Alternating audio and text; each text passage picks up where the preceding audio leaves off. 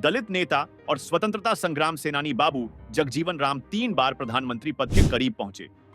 एक बार तो जनसंघ भी उनके समर्थन में था, लेकिन उनके अपने साथियों ने ऐसा खेल किया कि 1975, 1977 और 1979 3 बार बाबू जगजीवन राम का नाम पीएम पद के लिए चला, पर वह पीएम बनते बनते रह गए।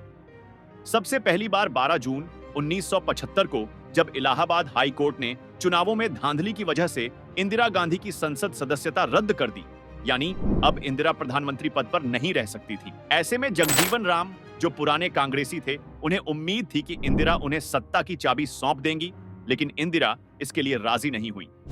25 जून 1975 को देश में इमरजेंसी लागू कर दी गई और जगजीवन राम के हाथ से पीएम बनने का पहला मौका निकल गया। इसके बाद उनका कांग्रेस से मोहभंग भी हो गया। वहीं 1977 में इंदिरा ने जनवरी में इमरजेंसी वापस ले ली और चुनाव होने वाले थे।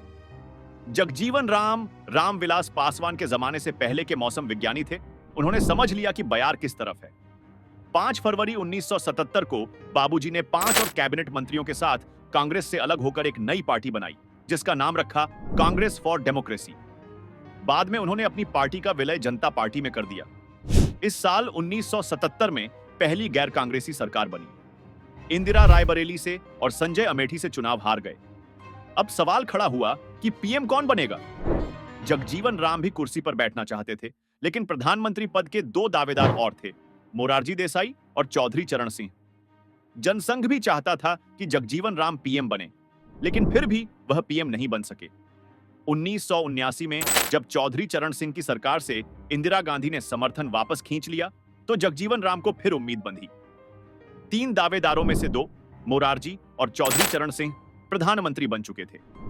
जगजीवन राम के हिसाब से अब उनकी बारी थी, लेकिन चौधरी चरण सिंह ने जगजीवन राम के समर्थन में पर्याप्त सांसदों की संख्या होने की जानकारी के बावजूद लोकसभा भंग करने की सिफारिश तत्कालीन राष्ट्रपति नीलम संजीव रेड्डी से कर दी, और नीलम संजीव रेड्डी ने चरण सिंह के इस्तीफे के बाद जगजीवन राम को सरकार बनाने का न्योता नहीं भेजा। जगजीवन राम पीएम तो नहीं बन सके, लेकिन उनकी बेटी मीरा कुमार साल 2009 से 2014 तक लोकसभा अध्यक्ष रही।